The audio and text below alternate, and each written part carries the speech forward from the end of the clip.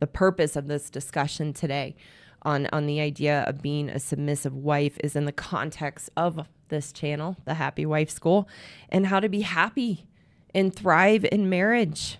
So I want to give a recipe for a successful, happy marriage in this context of exploring and talking about being a submissive wife. So the first place I want to go in talking about this today is why as women, we get so upset and so triggered about the concept of being a submissive wife. And just even that word submissive, it just will throw us into a huge rage and anger as women. It's like we feel like we have a parent as an adult and someone governing over us, and that someone like has put us in a cage, and it sends us into this huge rage and anger. And the reason for that is that it is a very, very deep belief system that is embedded deep into our psyche as women, that we feel entitled to do what we want, when we want, and to not have anyone or anything telling us what to do. In the face of someone, our husbands or anyone else in our life, telling us what we should be doing, what we need to do, that we do have responsibilities. It is so deeply embedded in us that we should be able to do what we want when we want, and the selfishness that we have. It is very, very difficult for us to break out of that entitlement. And I know some people listening will say this is a product of feminism. I disagree.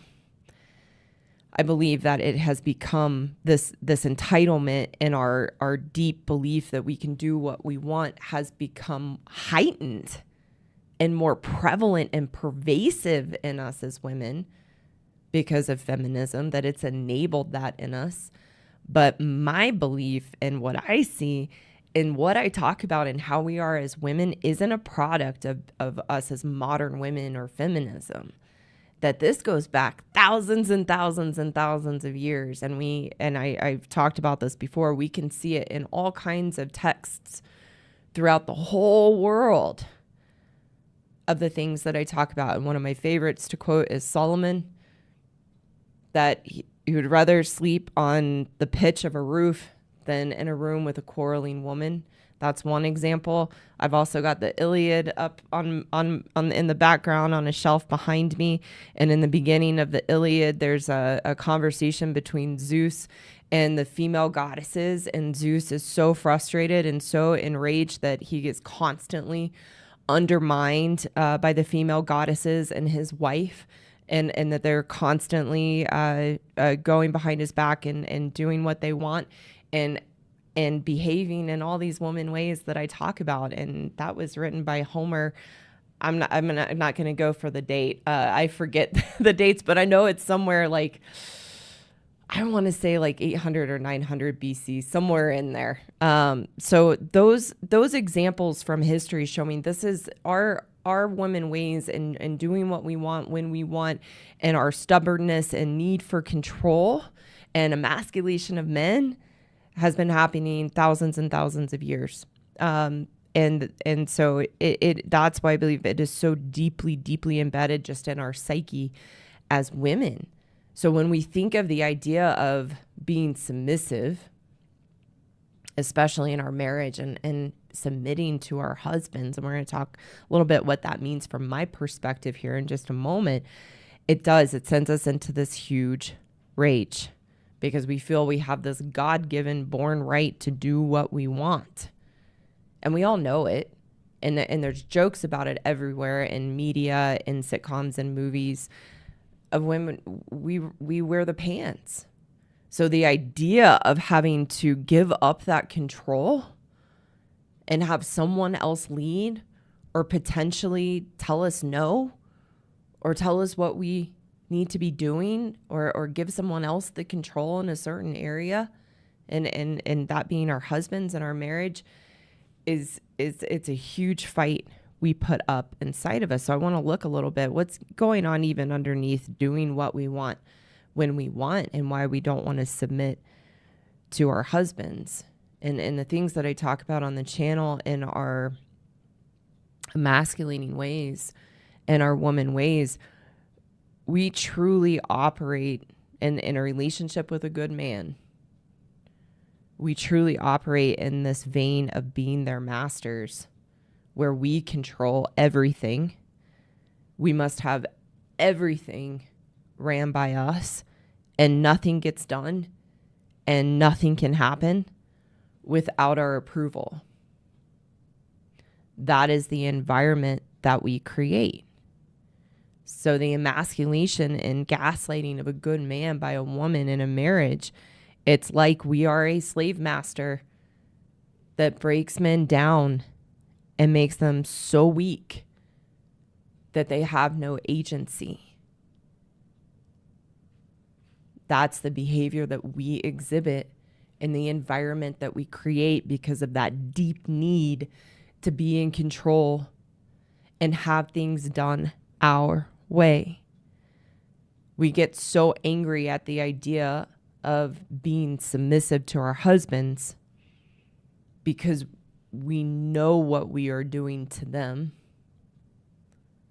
in the emasculation, in having the control, in wearing the pants, that we would never let anyone do that to us. It's a projection. That anger and rage that we go into in the idea of submitting to our husbands is because we know exactly what we do in those woman ways and how we operate and break our husbands down. And so we project that that's what it's going to be. And we do it so in such a destructive, aggressive manner that we believe through our own actions and how we operate that if we submit to our husbands and allow them to lead, that it will be a destructive, aggressive process where they're in control of us and doing the very things to us that we do to good men, which of course is not true. What I want to talk about today in understanding being submissive as a wife and how I'm going to define that is meant to be done in a very healthy, constructive, loving way, which is exactly what it would be with a good man, because a good man is loving, caring, is naturally wired to want what is best for his wife, to want what is best for the marriage. And a trademark of a good man, of all he really, really wants for his wife, is for her to be happy. So in the idea of being submissive is really in this understanding, and through my experience as a woman, is understanding that I do have roles and responsibilities as a woman, and that when I allow myself to submit to those roles and responsibilities as a woman, and like I say, I'm not perfect. I struggle with some of these things that I talk about. But when I allow that in myself, I feel really good about myself because I'm being who I am, a woman. And I'm contributing my part to the marriage to have a dance with my husband and allow him to be a man. For a man to feel like a man, he needs to be in charge of the household and the family unit. For a man to feel like he is a man, he needs to be in charge of the household and the family unit. And again, not in a destructive, aggressive way in how we operate as women, but as a good man, where he feels respected, he's seen as the head of the household, he feels admired and approved of, and he can shine in his strengths as a man. A man can't feel like a man when he is emasculated and gaslit that he is wrong in everything he does and who he is, and treated like a child. That is a recipe for a failed marriage. That as women, when we treat our husbands as weak and weaken them and break them down, make them bad and wrong, treat them like children,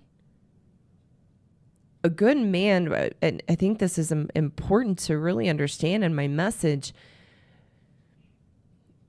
the emasculation breaks a good man down and causes him to be disconnected from who he truly is, and he gets sucked in to his wife's interpretation of him.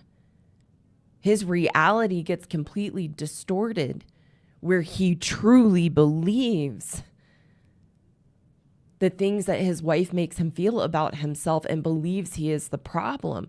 That's the effect and the spell of the emasculation. So there's plenty of men who will comment of like, well, that's a real good man would never let that happen. No, a good man is defenseless when he doesn't have the education and doesn't have the insight of what's happening in his marriage. It's like a veil is over him and he can't see what's happening and what his wife is doing. He literally becomes powerless. He's unknowingly given that power away.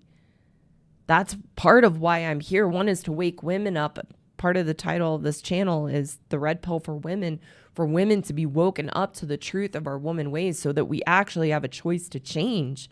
And also for good men to wake up from the gaslighting and the crazy making that's ensued in their marriage, to see the reality of what their wife is doing so that they do have a chance to regain their confidence and know who they are as good men and fight for themselves and fight for the marriage and fight for their wives because it's been beaten out of them. It's something that good men have to heal from. The emasculation is something good men have to heal from to be able to rebuild their strength and confidence and get back who they are as good men. And that's part of the women who are open to my message and are open to being red pilled and seeing the things that I talk about. That's what you want to be listening to in today's message, and understanding being a submissive wife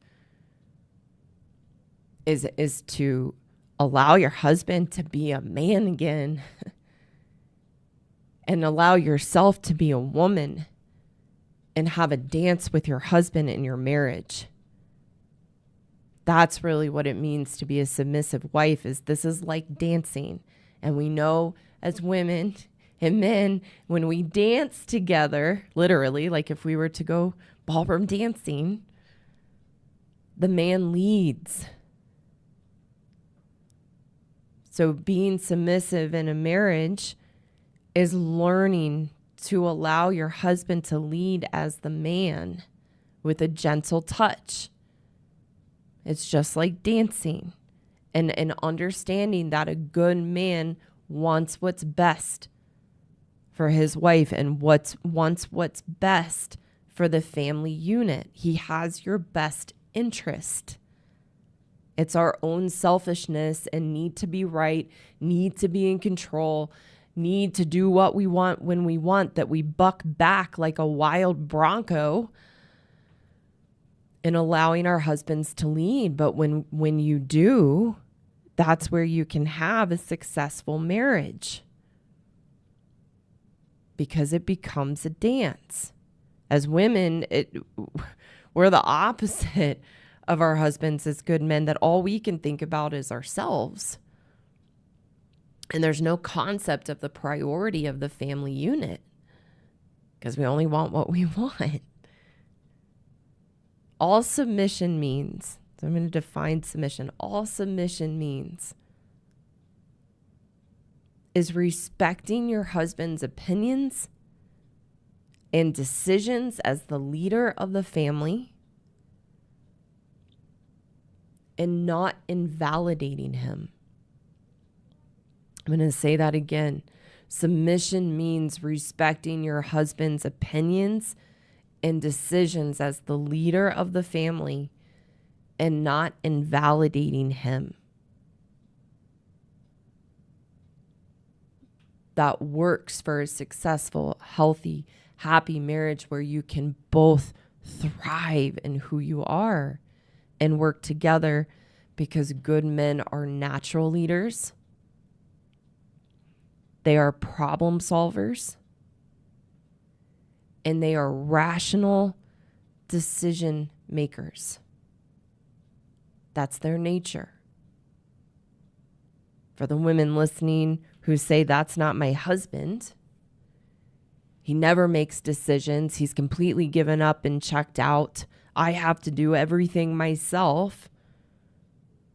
You need to know that's the effect of emasculation. If you look back to the man you married, there was a reason you married him. And you look back to the man that you married before you began to beat him down in your woman ways, and you see the good man that you married, then you can understand the reason he has changed is because we've taken away that power from them through constantly making them wrong, constantly shaming them, constantly undermining them and doing what we want, making the decisions, strong-arming them. And over time, that's broken them down and weakened them. So this is an opportunity to see that in yourself, not to make yourself bad and wrong, but to give yourself a path forward to actually be able to change. That's what I had to do. And that opened up a whole new experience of myself as a woman and a person and a wife that has led to me and my husband having a dance. Is I had to be aware of the environment that I had created in my marriage and what I had done to my husband. And over time, as I began to change, he began to find his strength and show up as the good man that he is. And we have that dance. And like I say, I'm not perfect. One of the toughest things for me is staying in my lane and letting my husband be a man and seeing him as a man who's capable of his own decisions and has his own agencies and can do what's best for him and make mistakes and fall down and get back up and keep going. I have to, I use the expression parent.